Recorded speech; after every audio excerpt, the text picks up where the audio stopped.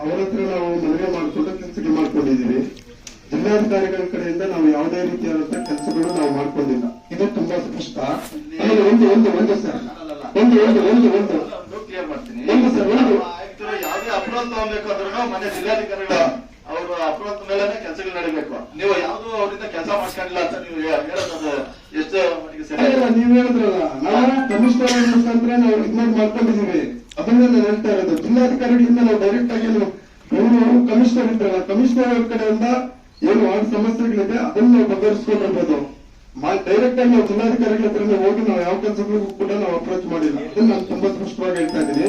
ಮತ್ತೆ ತಾವು ಹೇಳ್ತಾ ಇದ್ದೀರಾ ಇದು ಹಿಂದಿಂದು ಈಗಿಂದಲೂ ನೋಡು ಅಂತ ಹೇಳ್ಬಿಟ್ಟು, ಹಿಂದೇದು ಏನು ಏರುಪೇರುಗಳಾಗಿದೆ, ವ್ಯತ್ಯಾಸಗಳಾಗಿದೆ, ಅದು ಇವತ್ತು ಮಂಡನೆ ಆಗ್ಬೇಕು ನಗರಸಭಾ ಸದಸ್ಯ ಇಲ್ಲಿ ಈ ಬಾಡಿ ಮೀಟಿಂಗ್ ಅಲ್ಲಿ. ಆಮೇಲೆ ತದನಂತರ ದಯವಿಟ್ಟು ಕೂಡ ಮುಂದಕ್ಕೆ ಹೋಗ್ತಕ್ಕಂಥ ಕೆಲಸ ಮಾಡೋಣ.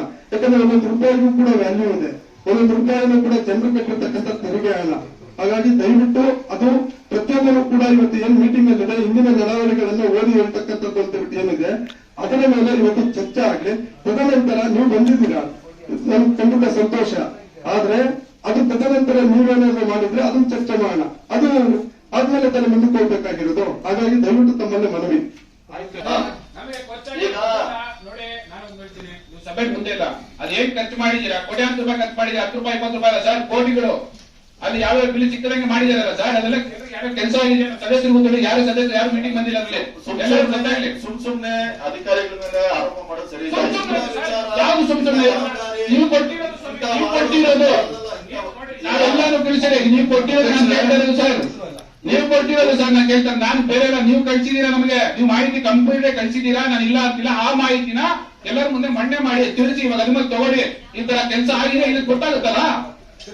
ಈಗ ನನ್ನವರಿಗೆ ಬುಕ್ಲೆಟ್ ಕಳಿಸಿದೀವಿ, ಯಾವ ಕಾಮಗಾರಿ ಯಾವ ತರ ಯಾವ ಅಂತ ಪ್ರತ್ಯೇಕವಾಗಿ ಹೇಳಬೇಕು. ಅದು ತಿಳಿದಿರಾ ನೀವು ಜಿಲ್ಲಾಧಿಕಾರಿಗಳು? ಆಗ್ತಿದೆ ಸರ್, ನಾನೆಲ್ಲ ಒಂದಲ್ಲ ಸರ್.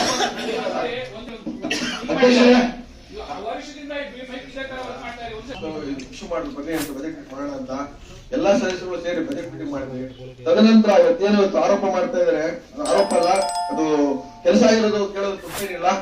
21/8/23 ಏನು ಜಿಲ್ಲಾಧಿಕಾರಿಗಳು ಏನು ನಡವಳಿಕೆಗಳಿದೆ ಹಾಗಾಗಿ ಈ ಸಭೆಯನ್ನು ನಡೆಸ್ಕೊಳ್ಳಿ. ಈಗ ಈ ವಿಷಯಗಳಲ್ಲಿ ಏನು ಕಾಮಗಾರಿಗಳಾಗಿದೆ ಆ ವಿಚಾರ ಎನ್ಕ್ವೈರಿ ಮಾಡೋ ವಿಚಾರ ಮಾಡ್ಕೊಳ್ಳಿ. ನೀವು ಕ್ಲೀನ್ ರೆಕಾರ್ಡ್ ಮಾಡಿ, ಈಗ ಕ್ಲೀನ್ ರೆಕಾರ್ಡ್ ಮಾಡಿ ಮುಂದಿನ ಸಮಯನ ಸಬ್ಜೆಕ್ಟ್ ತಗೊಂಡು ಮಾತಾಡಿ ಆಗ್ಬೋದು.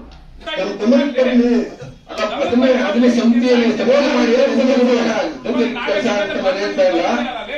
ಎಲ್ಲ ಏನೇನ್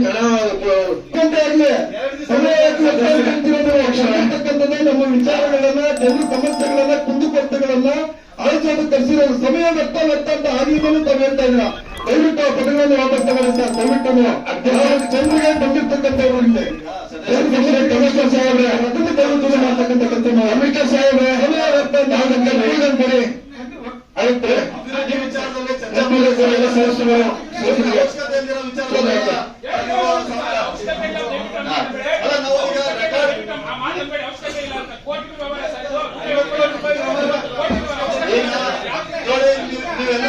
ಏನ್ ಆರೋಪ ಮಾಡ್ತಾ ಇದ್ದೀರಾ?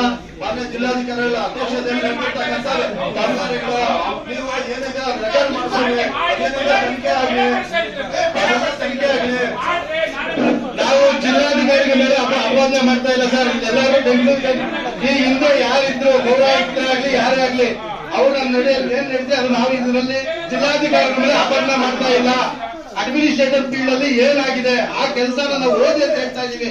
ಯಾವುದೇ ಕಾರಣಕ್ಕೂ ಜಿಲ್ಲಾಧಿಕಾರಿಗಳ ಮೇಲೆ ಅಪಾದನೆ ಮಾಡ್ತಾ ಇಲ್ಲ. ನಾವು ಈ ಸಭೆಗೆ ಸುಮ್ಮನೆ ಅನಾವಶ್ಯಕವಾಗಿ ಬೇರೆ ಮಾತುಗಳು ಆಡೋದು ಅವಶ್ಯಕತೆ ಇಲ್ಲ.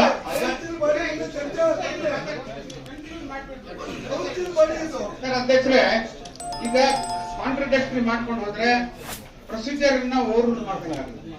ಬಿಸಿನೆಸ್ ಆಕ್ಟ್ ಓದಿ, read and record, you must record. ಅರ್ಥ ಆಯ್ತಾ? ರೀಡ್ ಅಂಡ್ ರೆಕಾರ್ಡ್ ಮುಂದೆ ಬರೋದು. ಏನು ಮಿಸ್ಟರ್ ಆನಂದ್ ರೆಡ್ಡಿ ಅವರು ಹೇಳಿದ್ರು, ಅವ್ರ ಮಾತಿಗೆ ನಾವು ಒಪ್ಪುತ್ತಾ ನಾವಂತ ಅದನ್ನು ಮಾಡಿಫಿಕೇಶನ್ ಮಾಡಕ್ಕೆ ಇಷ್ಟಪಡ್ತೀವಿ. ಏನು ಅಂದ್ರೆ ಏನ್ ಫಾಲ್ಟ್ ಲಾಪ್ಸಸ್ ಏನಾಗಿದೆ, ಏನು ರೀಡ್ ಅಂಡ್ ರೆಕಾರ್ಡ್ ಅದನ್ನ ಐಡೆಂಟಿಫೈ ಮಾಡಿ ಮುಂದೆ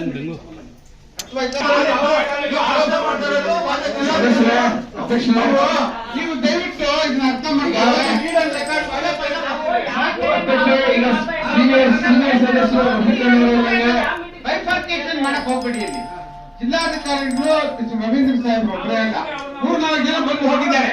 ನಾನು ನಿಮ್ಮನ್ನ ಈ ಸಬ್ಜೆಕ್ಟ್ ಮುಖಾಂತರ ತಿಳ್ಕೊಂಡೇನಂದ್ರೆ, ಯಾರೇನು ದುಡ್ಡು ಅಲ್ಲಿ ಏನ್ ಬಿಟ್ಟಿದ್ದಾರೆ ಅಂತ ನಾವೇನು ಹೇಳ್ತಾ ಇಲ್ಲ. ಪ್ರೊಸೀಜರ್ ಆಗಿದೆಯಾ, whether it is having lapses what are those lapses, ಅದನ್ನ ರೆಕಾರ್ಡ್ ಮಾಡಿ ಅದೆಲ್ಲ ಐಡೆಂಟಿಫೈ ಮಾಡಿ ಮುಂದಿನ ಸಭೆ ತಗೊಂಬನ್ನಿ. ಅಷ್ಟು ಅಧ್ಯಕ್ಷರೇ, ಇದು ಸೀನಿಯರ್ ಸದಸ್ಯರು ಹೇಳ್ತಾ ಇದ್ದಾರೆ, ಅದಕ್ಕೆ ಸ್ವಲ್ಪ ಮಾಹಿತಿ ಹೋಗ್ಲಿ. ಈ ವಾರ್ಡಲ್ಲಿ ನಮ್ ಕೆಲಸ ಆಗಿದೆಯಾ ಆಗಿಲ್ವಾ ಅಂತ. ಎಷ್ಟೋ ಜನ ಎಲ್ಲ ವಾರ್ಡಲ್ಲಿ ಕೆಲಸ ಆಗಿದೆ ಅಂತ ಬಂದಿದ್ದಾರೆ, ಆದ್ರೆ ಅವ್ರ ಗಮನಕ್ಕೆ ಬರ್ಲಿ ನಮ್ಮ ವಾರ್ಡಲ್ಲಿ ಕೆಲಸ ಬಂದಿದ್ದಾರೆ ಅಂತ.